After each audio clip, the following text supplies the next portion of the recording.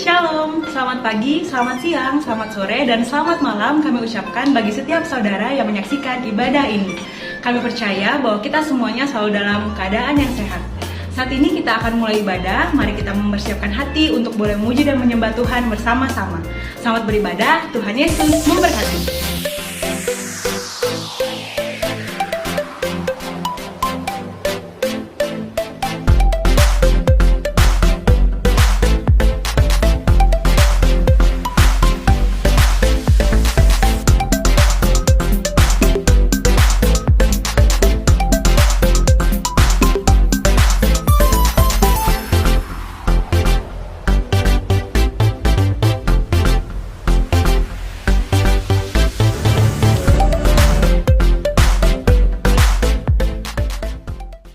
Shalom teman-teman KCC yang dikasihi Tuhan, berikut pengumuman KCC sepekan. Ibadah raya akan diadakan secara on-site dan online pada pukul 10 setiap minggunya. Sudah tersedia di platform YouTube dan Facebook. Mari bergabung di dalam komunitas KCC, yaitu Home, tempat di mana Anda bisa menjadi diri sendiri, diterima apa adanya, dan dibangun secara kebenaran firman Tuhan. Home di KCC ada 3. Home Jakarta Utara setiap Rabu pukul 8 malam, Home Jakarta Timur setiap Rabu pukul 8 malam, Home Couple atau keluarga setiap Sabtu pukul 8 malam. Doa pagi KCC diadakan setiap hari Sabtu pukul 6 sampai 6.30 waktu Indonesia Barat via Zoom. Link Zoom akan di-share di IG kita @kcc_kingdom.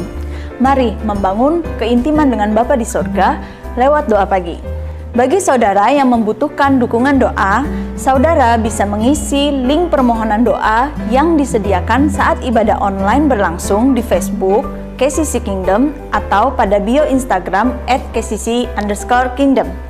Bagi saudara yang rindu bertumbuh dalam kebenaran firman, saudara bisa mengakses Kevotion, renungan singkat 1 menit yang di-share setiap hari melalui Instagram KCC yang akan mengubah cara saudara berpikir. Untuk informasi seputar pelayanan KCC, silakan follow IG KCC @kcc_kingdom, Facebook KCC Kingdom, email kingdom.kcc@gmail.com, atau bisa mengirimkan pesan melalui WhatsApp di nomor yang tertera.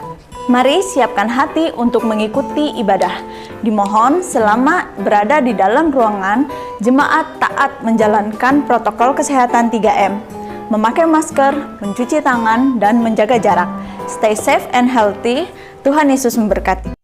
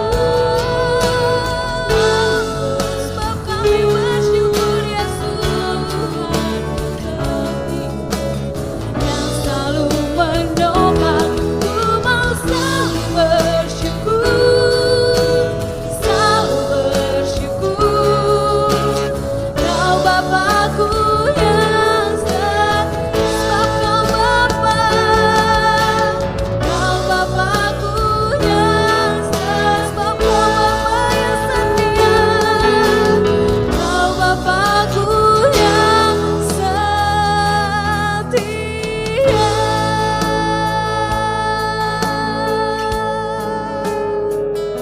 Kau Bapa yang setia,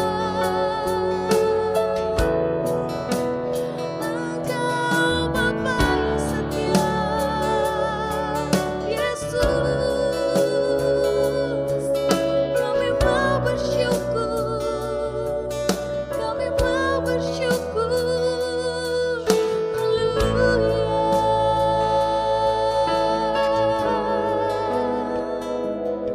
Sebab kami mau bersyukur, Yesus. Kami mau menyembah-Mu, kami mau menyembah-Mu, haleluya, haleluya, Yesus. Ya Yesus, Kau Allah yang setia, kami mau menyembah-Mu, kami mau menyembah-Mu, Yesus. Haleluya, haleluya, sembah Dia. Kami tinggikan nama-Mu, kami muliakan nama-Mu, Yesus, Yesus, Yesus. Ku bersyukur Bapa, sebab ku bersyukur Yesus. Haleluya, haleluya, mari sembah Dia. Nyatakan Dialah yang hebat, nyatakan Dialah yang luar biasa, hanya namanya. Kami sembah Yesus, kami sembah nama-Mu Yesus, haleluya. Sebab ku bersyukur Tuhan, kasih-Mu melimpah, kasih-Mu melimpah bagi setiap kami Yesus. Kami mau selalu bersyukur Tuhan, untuk setiap hidup kami Yesus. Kami percaya Tuhan, kami hari ini sebagaimana kami ada karena-Mu Yesus, haleluya. Haleluya, sembah Dia. Nama-Mu Yesus, nama-Mu Yesus. Hanya Kau yang layak Tuhan, satu-satunya, satu-satunya Yesus. Kami mau bersyukur, kami mau bersyukur, ku mau selalu bersyukur, selalu bersyukur. Kau Tuhan yang setia, selalu menopang, ku mau selalu bersyukur, selalu bersyukur. Kau Bapakku yang, nyatakan lagi, ku mau selalu bersyukur, ku mau selalu bersyukur, selalu bersyukur. Kau Tuhan yang setia, selalu menopang, ku mau selalu bersyukur, selalu bersyukur. Kau Bapakku yang setia, sebab Kau Bapa Yesus. Kau Bapakku yang setia, sebab Kau Bapa Yesus. Kau Bapakku yang setia.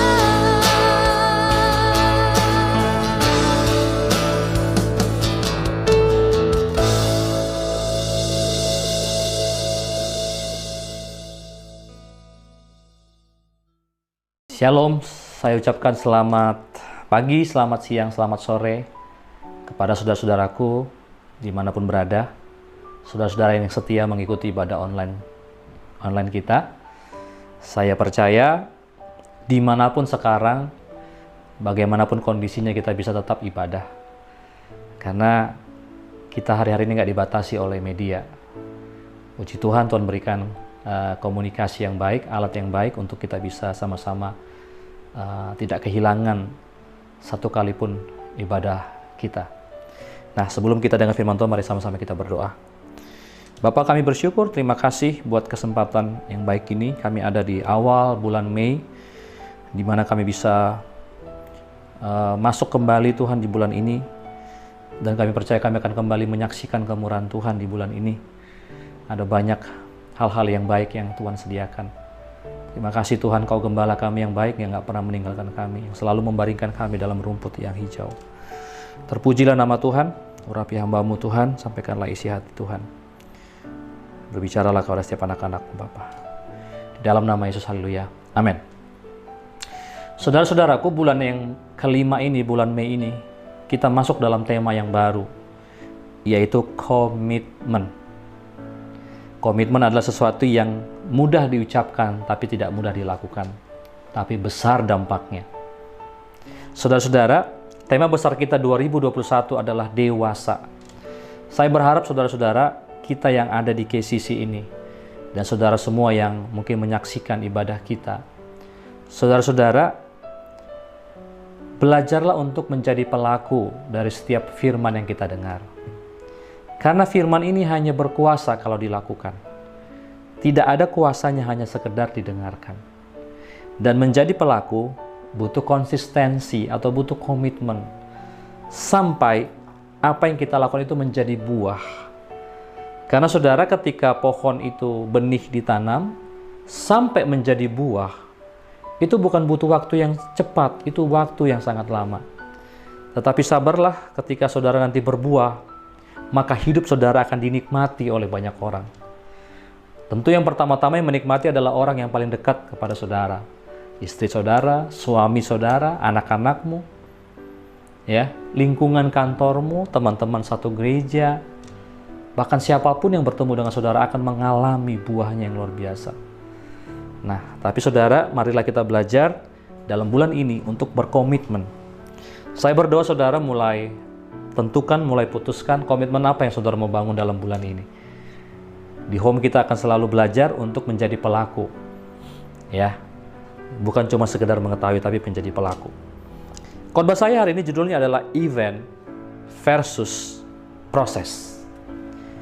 Event adalah sebuah kejadian, sebuah momen ya saudara, yang mungkin sekali-sekali terjadi. Sebagai contoh, saudara datang ke sebuah konser, nggak setiap saat. Betul ya? Apalagi sekarang di masa pandemi ini sangat jarang bahkan kita cuma bisa melihat secara online. Tetapi saudara, kalau konser jarang bukan berarti saudara nggak bisa misalnya main musik di rumah. Nah, saudara, konser itu disebut event. Tapi kalau saudara lakukan itu berulang-ulang, itu bukan lagi event, itu sebuah proses. Ya, saudara mulai mendalami, saudara mulai berlatih dan sebagainya. Sebagai orang Kristen, kalau saudara datang di Paskah, di Natal, itu namanya event.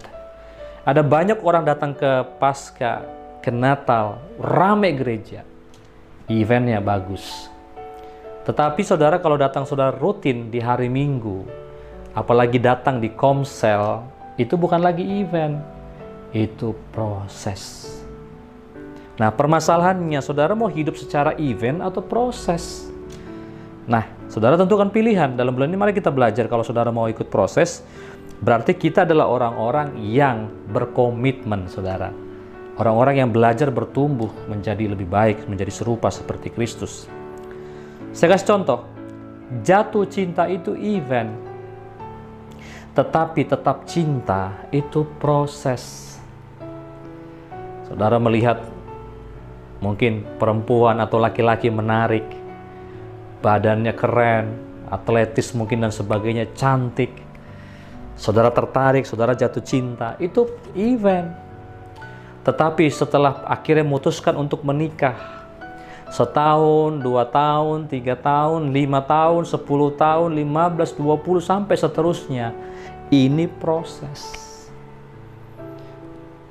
Jadi bedakan perasaan cinta itu event, tetapi mencintai sendiri itu proses. Karena cinta adalah kata kerja. Mencintai seseorang ketika dia masih langsing, itu mudah, itu event. Tapi mencintai dia ketika dia sudah langsung, ya, membesar ke kanan ke kiri, ya, itu artinya, saudara, proses. Nah, jadi itu komitmen, saudara. Itu yang kita perlu untuk pelajari, saudara, dalam bulan ini. Passion, gairah kita senang akan sesuatu, kita passion akan sesuatu, itu namanya event. Tetapi mengerjakan passion itu proses. Passion saja nggak cukup, saudara. Oh, saya ini sangat berbakat bernyanyi. Saya passionnya di nyanyi. Saya senang banget nyanyi. Senang nyanyi nggak menjadikan Anda menjadi seorang seperti mungkin Judika dan sebagainya. Kalau saudara cuma senang nyanyi, banyak. Saya senang sekali melihat Indonesian Idol. Saya lihat ini orang-orang kok bagus-bagus banget ya. Saya melihat ternyata selama ini di sekitar saya ada banyak orang-orang yang saya lihat suaranya cukup bagus. Tapi ketika saya lihat Indonesian Idol, wah, suara mereka jauh lebih bagus. Bayangkan seluruh orang Indonesia yang jago-jagonya kumpul di situ. Saya percaya orang-orang seperti ini bukan hanya cuma nyanyi 1 tahun, 2 tahun, 3 tahun, tidak. Mereka bertahun-tahun, mereka berlatih, mereka komit, sehingga kita bisa disuguhkan penampilan yang baik, yang luar biasa. Nah, ada sebuah statement yang saya menyampaikan, dua hal saja yang saya mau kasih tahu tentang komitmen. Yang pertama, komitmen tidak ada hubungannya dengan perasaan. Ya, saya ulang, komitmen tidak ada hubungannya dengan perasaan. Perasaan kita bisa berubah kapan saja. Kita bisa senang hari ini dengan seseorang, dengan komunitas, tapi kita bisa kesal, langsung meninggalkan. Perasaan bisa berubah. Hari ini mungkin mereka menyenangkan, besok mereka menyebalkan. Tapi kalau orang gak dewasa, cabut, nyerah, tinggalkan. Ada banyak orang bercerai, alasannya macam-macam. Mulai dari paling standar, tidak cocok lagi. Sejak kapan menikah itu cocok, saudara? Anda dan saya yang sudah menikah, memutuskan untuk menikah, bukan karena perasaan cinta. Karena perasaan bisa berubah. Orang-orang yang Anda kenal, cepat atau lambat akan menjengkelkan saudara. Cepat atau lambat akan mengecewakan kita. Tapi kembali, komitmen tidak ada hubungannya dengan perasaan. Kalau kita lihat Yesus itu nggak pakai perasaan. Saudara bisa bayangkan bagaimana Yesus itu di dalam misinya menyelamatkan setiap orang berdosa. Terakhir di kisah hidupnya sebelum dia dibunuh, saudara, di kayu salib, dan dia akhirnya bangkit. Dia diludah, dia dihina, bahkan dia ditinggalkan sama semua orang-orang yang dekat dengan dia. Bahkan saking beratnya dia sampai berdoa. Di Getsemani dia berdoa, Tuhan kalau boleh cawan ini lalu daripadaku. Kalau boleh batallah Tuhan salib ini. Tapi apa yang Yesus lakukan? Dia bilang begini, kehendak-Mu yang jadi Tuhan. Yesus komit. Oleh karena Tuhan Yesus komit, makanya saya dan saudara bisa ada hari ini sebagaimana kita ada. Kita menjadi pengikut Tuhan, kita menjadi anak-anaknya Tuhan. Saudara lihat, Yesus nggak pakai perasaan. Dia selesaikan misinya. Dia dikatakan tekun memikul salib. Ya, dia mengosongkan dirinya. Dia nggak peduli siapa dia sebelumnya, apa perlakuan. Saya kadang berandai-andai. Waktu mungkin orang-orang ini menghina Yesus, para serdadu menghina Yesus, meludahi, mengolok-olok dia. Bisa aja dia bilang begini, enough is enough. Sekali ini saya udah deh, gua turun dari salib ini, ya kan? Gua sambar semuanya, bisa. Tinggal dia panggil malaikat, semua bisa dibinasakan, saudara. Tapi apa yang Yesus lakukan? Dia nggak lakukan itu. Dia tekun, karena dia tahu dia dipanggil untuk itu. Untuk menebus dosa semua umat manusia. Saudara-saudara, berapa banyak kita yang mulai berhenti, mulai nggak nyaman lagi, mulai kita nggak lakukan lagi hal-hal yang kita lakukan hanya gara-gara kita nggak suka lagi melakukan. Bayangkan kalau orang tua kita tidak komit untuk membesarkan kita. Saya sering mendengar, kebetulan di gereja kami ada beberapa yang ibu-ibu ya, keluarga-keluarga yang baru saja punya anak yang masih baby. Dan kalau mereka cerita, aduh bang, ini kalau punya anak repot banget sebenarnya, capek banget. Tidur nggak tidur, belum membagi waktu untuk anaknya, untuk pekerjaannya, belum lagi untuk suami istri. Tidak sedikit di antara mereka yang harusnya clash, ribut. Mereka seperti memasuki fase yang baru. Tetapi saudara lihat, apapun yang mereka rasakan, mereka tetap komit mau sama-sama. Apa jadinya ketika anak ini merepotkan? Ah sudahlah, saya pergi saja kemana gitu. Saya tinggalin semua, saya nggak peduli anak saya mau siapa yang gedein, saya nggak peduli. Artinya ini adalah orang-orang tua yang tidak bertanggung jawab, yang berhenti bertumbuh menjadi orang dewasa. Kita perlu say thanks sama orang tua kita yang membesarkan kita sampai hari ini. Yang nggak give up di tengah jalan. Saya ingat orang tua saya membesarkan kami bukan dalam keadaan yang mapan, saudara. Dalam keadaan ekonomi yang sulit. Bagaimana orang tua saya berjuang hari demi hari. Kadang-kadang harus berjualan dan sebagainya untuk memenuhi kebutuhan kami. Tapi saya berterima kasih, big respect kepada orang tua yang selalu tetap mengabaikan perasaannya dan jalan terus. Jadi saudara, yang pertama, komitmen tidak memerlukan perasaan. Jadi jangan banyak pakai perasaan, saudara-saudara. Kita lihat dalam 2 Timotius pasal yang keempat ayat yang ke-5 sampai 7. Tetapi kuasailah dirimu dalam segala hal, sabarlah menderita, lakukanlah pekerjaan pemberita Injil, dan tunaikanlah tugas pelayananmu. Mengenai diriku, darahku sudah mulai dicurahkan sebagai persembahan, dan saat kematianku sudah dekat. Aku telah mengakhiri pertandingan yang baik, aku telah mencapai garis akhir, dan aku telah memelihara iman. Ini adalah surat daripada Paulus kepada Timotius, anak rohaninya. Dia bilang begini, tetapi kuasailah dirimu dalam segala hal. Paulus dengan jelas mengatakan bahwa saya telah menyelesaikan garis akhir. Kuasailah dirimu dalam segala hal artinya apa? Saudara, jangan terlalu banyak pakai perasaan. Perasaan kita lah yang seringkali membuat kita nggak menyelesaikan apa yang harus kita selesaikan. Jadi saya berdoa, saya berharap dari mimbar Tuhan yang kudus ini, dari saudara mendengarkan pesan Tuhan, jangan berhenti hanya gara-gara saudara konflik satu dengan yang lain. Jangan berhenti hanya gara-gara ekonomi kita yang mulai tergerus. Jangan berhenti hanya gara-gara kesulitan. Tetap jalankan. Itu artinya kita memasuki fase kedewasaan. Saudara, yang kedua, komitmen itu adalah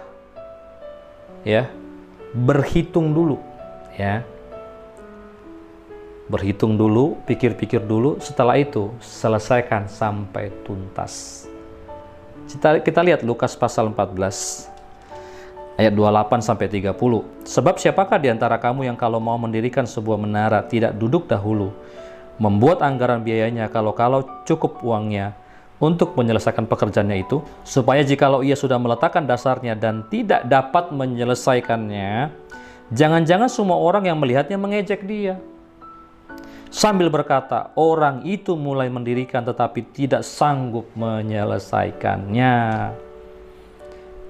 Jadi saudara lihat, komitmen itu artinya saudara hitung dulu.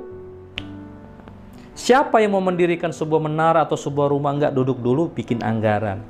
Jangan nanti kita baru mendirikan pondasi, setelah itu kita nggak cukup uangnya, atau sampai tembok doang, atapnya nggak ada, orang ketawa. Jadi saudara, komitmen itu artinya kita hitung dulu, kita pikirkan dulu. Setelah kita pikirkan, yes, saya ngerti. Coba selesaikan sampai tuntas. Jangan ada jalan pulang. Saya waktu nyiapin ayat ini, khotbah ini, saya lihat sebuah tulisan saudara yang ada saya googling. Ada seorang panglima namanya Tariq bin Ziyad. Jadi ini panglima muslim saudara ya. Ditugaskan untuk membebaskan Spanyol dengan 7.000 pasukan ya.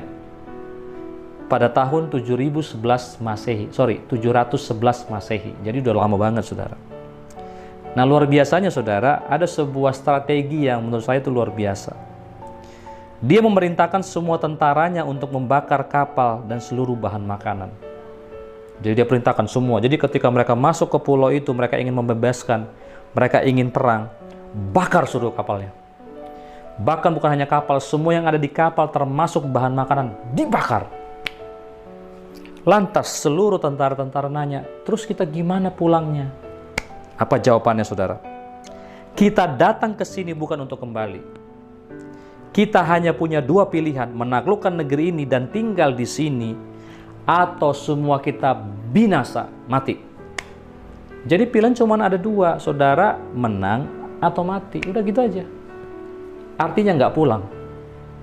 Menurut saya setelah saya baca ini, inilah namanya komitmen.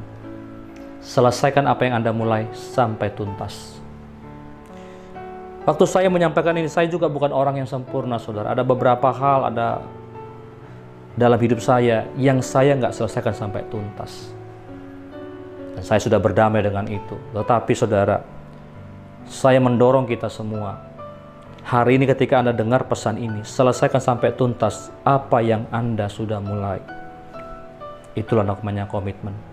Pernikahan yang kita mulai, selesaikan. Jangan putus di tengah jalan. Sesakit apapun, engkau sudah berjanji. Karena waktu kita memilih seseorang, dengarkan ini yang masih muda-muda. Waktu engkau memilih seseorang, pikirkan baik-baik, apakah orang ini cocok buatmu? Apakah orang ini benar-benar bisa engkau terima? Apakah orang ini bisa menjadi teman hidupmu? Tapi setelah diputuskan bahwa dia pilihan saya, ingat jangan pernah punya pintu belakang. Kalau kita masih punya pintu belakang, saudara, maka kapan saja itu bisa menjadi alasan. Ada sebuah penelitian yang namanya Merit Master. Saya pernah dengar ini, saudara. Salah satu alasan kenapa orang bisa menikah sampai 50 tahun. Jadi ini diadakan survei, saudara, kepada orang-orang yang menikah sampai 50 tahun pernikahan. Salah satu alasannya adalah mereka tidak punya opsi cerai. Ternyata setelah mereka putuskan tidak akan bercerai, semua masalah yang mereka hadapi selalu akan ada jalan keluarnya karena tidak punya pintu belakang. Jadi komitmen adalah bakar kapalnya. Begitu juga dengan waktu kita memilih tertanam dalam sebuah gereja. Jangan bentar-bentar ceng, bentar-bentar ngambek, bentar-bentar cabut. Saudara, saya sering bilang, kalau saudara menjadi orang percaya, tidak tertanam dalam sebuah rumah, pindah-pindah, tergantung mana selera, cari pembicara yang hanya bagus dan sebagainya, Anda nggak pernah bisa bertumbuh. Pilihlah sebuah rumah, sebuah gereja di mana Anda bisa tertanam di sana. Apapun kekurangan dan kelebihan gereja itu, jadilah anggota di sana. Kalau saudara ribut, saudara nggak suka dengan apapun, itu biasa. Selesaikan. Tapi bukan keluar, bukan pindah gereja menjadi alasan. Karena sampai kapanpun ketika Anda pindah dalam sebuah gereja, di gereja itu pun ada juga problemnya yang sama. Tidak ada gereja yang sempurna. Tidak ada pendeta yang sempurna apalagi. Ya. Jadi saudara belajar, termasuk kita mengikut Tuhan. Dalam beriman, sekali kita pilih Yesus, pilihlah Yesus sampai apapun yang terjadi. Meskipun badai apapun, kita pilih Yesus. Karena saudara, Saya terlalu percaya, saudara, komitmen. Orang-orang yang berkomitmen pasti hidupnya akan selalu menuju berkat. Pasti, saudara. Saya coba kita lihat dalam sebuah Alkitab kita dalam Bilangan pasal 11 ayat 4 sampai 6. Bilangan pasal 11 ayat 4 sampai 6. Orang-orang bajingan yang ada di antara mereka kemasukan nafsu rakus, dan orang Israel pun menangislah pula serta berkata, siapakah yang akan memberi kita makan daging? Jadi suatu ketika orang Israel itu nangis sama Tuhan, sama semua para pemimpin, karena mereka nggak pernah makan daging. Ayat 5, kita teringat kepada ikan yang kita makan di Mesir dengan tidak membayar apa-apa, kepada mentimun dan semangka, bawang pre, bawang merah dan bawang putih. Tetapi sekarang kita kurus kering dan tidak ada suatu apapun kecuali mana ini saja yang kita lihat. Jadi saudara, dari jutaan orang yang keluar dari Mesir, hanya 2, Yosua dan Kaleb, yang masuk ke Kanaan. Saya mau kasih tahu, Kanaan jauh lebih baik daripada Mesir. Kanaan itu negara, sebuah tempat yang sangat subur, yang luar biasa, dan Tuhan bermaksud membawa mereka ke sana. Tapi apa yang terjadi ketika proses datang, ketika mereka mungkin tidak mengharapkan seperti yang mereka harapkan, mereka mengharapkan tidak seperti yang keadaan sebenarnya, dan mereka pengen kembali ke Mesir. Mesir itu berbicara tentang kehidupan yang sebelumnya, kehidupan yang berdosa, kehidupan sebelum kita kenal Tuhan. Ada berapa banyak orang pengen kembali ke sana. Ada berapa banyak orang yang coba mau meninggalkan Tuhan dan sebagainya hanya karena kesulitan yang mereka hadapi. Tapi saya mau kasih tahu, jangan menyerah, saudara. Di depan sana ada Kanaan yang disiapkan Tuhan bagi kita. Jadi saudara, perhatikan baik-baik sebagai penutup. Setiap kali kita berkomitmen akan sesuatu, ada upah di sana. Saya mention apa yang dikatakan oleh Pendeta Jeffrey Rahmat. Saya pernah dengar ini. Kalau kamu nggak komit dengan keberhasilan, sebenarnya kamu komit dengan kegagalan. Jadi kalau kita nggak komit sama keberhasilan Kanaan tadi, sebenarnya kita komit sama kegagalan. Jadi hidup ini adalah pilihan. Kalau kita mau berhasil, sudah pasti ada komitmen yang mesti kita jalani dalam area apapun. Tapi kalau kita nggak kasih pilihan, saudara, sebenarnya kita sudah memilih untuk gagal. Kita komit sama kegagalan. Nah, saudara, pilihan di tangan saudara. Tapi percayalah, rencana Tuhan adalah memberikan kita kepada Kanaan. Jadi pegang 2 ini, saudara. Komitmen itu adalah yang pertama tadi, kita jangan pakai perasaan. Jangan banyak pakai perasaan. Jalan saja. Kalau sudah putuskan, jalan saja. Yang kedua, komitmen itu artinya apa, saudara? Ya, bakar kapal. Pertama kita berhitung. Setelah kita sudah berhitung, kita putuskan. Selesaikan sampai tuntas. Jangan ada jalan pulang. Jangan ada jalan pulang. Saya percaya kita semua akan dibawa Tuhan dewasa. Sebagai penutup, saudara, apa sih akibat daripada komitmen? Kalau kita berkomitmen, maka dengar baik, komitmen itu akan memberikan ketenangan. Kita semua akan menaruh uang kita di bank, di mana kita bisa tenang menaruh uang kita, betul nggak? Karena bank itu berkomitmen untuk menjaga uang kita, untuk mengembangkan semuanya. Kita bisa melihat track recordnya mereka, makanya kita berani kasih uang kita. Suami yang punya komitmen tidak akan selalu dicurigai oleh istrinya. Kalau pulang malam tidak selalu ditanya sama siapa, di mana. Karena istrinya percaya kepada suaminya. Karena suaminya komit. Demikian dengan sebaliknya. Di mana ada komitmen, di situ ada kepercayaan. Dan ketika ada kepercayaan, di situ ada ketenangan. Nah, saudara, biarlah orang-orang di sekitar saudara semakin tenang. Ya, kalau saudara punya bos, bosmu tenang ketika mempercayakan pekerjaan kepada saudara. Karena semua selesai di tangan saudara. Itulah yang akan terjadi kepada orang-orang yang komitmen. Nah, saudara, sebentar kita akan melakukan perjamuan kudus. Saya persilakan saudara untuk mempersiapkan anggur, ya, roti. Saudara bisa membawa biskuit atau mungkin teh manis atau apapun yang berwarna sebagai pengganti anggurnya.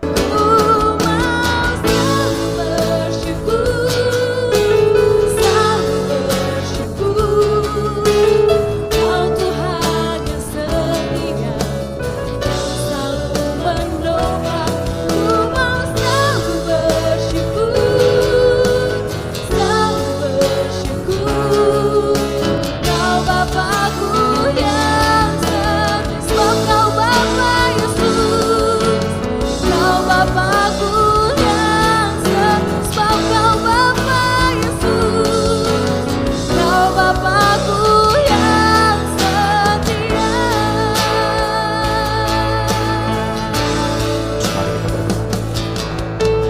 Bapak, hamba sudah menyelesaikan pesan Tuhan pada hari ini, firman-Mu Bapak. Meteraikanlah apa yang kami dengar hari ini kepada seluruh anak-anak-Mu ya Tuhan.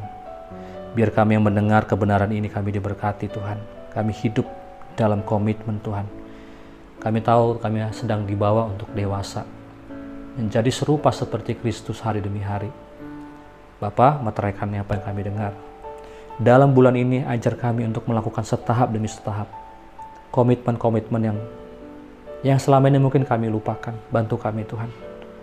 Biarlah ada orang-orang yang bisa dimerdekakan dari setiap kemalasannya, dari setiap kelelahan apapun Tuhan. Kami tahu sepanjang perjalanan Roh Kudus akan berikan kami kekuatan untuk menjalani jalan-jalan kami. Tuhan, kalau sebentar kami mau perjamuan kudus, Tuhan bekerjalah bagi setiap kami. Terima kasih Tuhan. Saudara, perjamuan kudus adalah buat orang-orang yang sudah percaya kepada Tuhan, yang sudah menerima Yesus dan sudah memberi diri dibaptis. Anak-anak di bawah 12 tahun belum diizinkan untuk memakan atau meminum perjamuan. Nah, saudara, sebelum kita melakukan perjamuan ini, mari kita uji hati kita. Kalau ada kesalahan dosa kita, pelanggaran-pelanggaran kita minta ampun sama Tuhan. Oh Yesus, ya Allah batakara. Ampuni, kuduskan kami Tuhan, pulihkan kami Bapa. Segala kekurangan daripada hamba-hamba Tuhan. Terima kasih Tuhan, biar kami layak Tuhan untuk bisa menghampiri, untuk bisa memakan dan minum darah-Mu Tuhan. Makan roti tubuh-Mu sendiri ya Bapa. Terima kasih Bapa. Mari kita angkat roti di atas tangan kita tinggi-tinggi. Dengarkan firman Tuhan. Sebab apa yang telah kuteruskan kepadamu telah aku terima dari Tuhan, yaitu bahwa Tuhan Yesus pada malam waktu Ia diserahkan mengambil roti. Sesudah itu Ia mengucap syukur atasnya, Ia memecah-mecahkannya dan berkata, inilah tubuhku yang diserahkan bagi kamu, perbuatlah ini menjadi peringatan akan aku. Bukankah roti yang atasnya nama Tuhan disebut adalah persekutuan kita dengan tubuh Kristus? Amin. Kita makan dalam nama Yesus.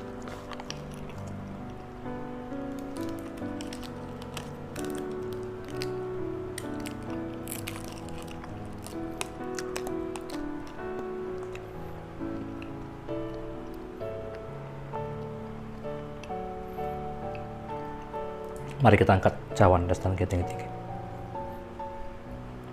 Demikian juga Ia mengambil cawan sesudah makan lalu berkata, cawan ini adalah perjanjian baru yang dimeteraikan oleh darahku. Perbuatlah ini setiap kali kamu meminumnya menjadi peringatan akan aku.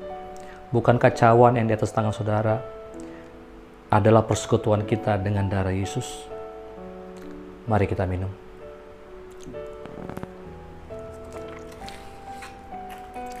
Ucapkan syukur saudara, haleluya. Terima kasih Tuhan, terima kasih. Darah-Mu membasuh setiap kami Bapa. Setiap kali kami mengingat kematian Tuhan, kami percaya kami yang sakit disembuhkan. Hamba berdoa ya Tuhan, buat siapapun yang mengalami kesakitan, Tuhan pulihkan. Mungkin ada yang sedang berbaring dimanapun, Tuhan sembuhkan. Hamba berdoa Tuhan, buat siapapun yang sedang mengalami kelemahan, keletihan, kelelahan, Alkitab berkata datanglah pada Yesus.